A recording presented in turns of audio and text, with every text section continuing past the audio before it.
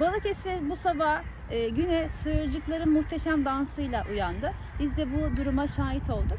Gökyüzünde kolektif bir davranış özelliği gösteren bu hareketi genelde sığırcık sürülerinde görmekteyiz. Kış aylarında gün batımında çoğunlukla murmurasyon ismiyle adlandırılan bir kolektif bir davranış sergilerler. Sabahın erken saatlerinde gördüğümüz davranışta geceledikleri güvenli alandan bir anda gün doğumuyla havalanıp kolektif bir şekilde hareket etmeleriyle karakterizedir. Daha sonra günün içinde de beslenecekleri alanlara dağılma hareketi gösterirler.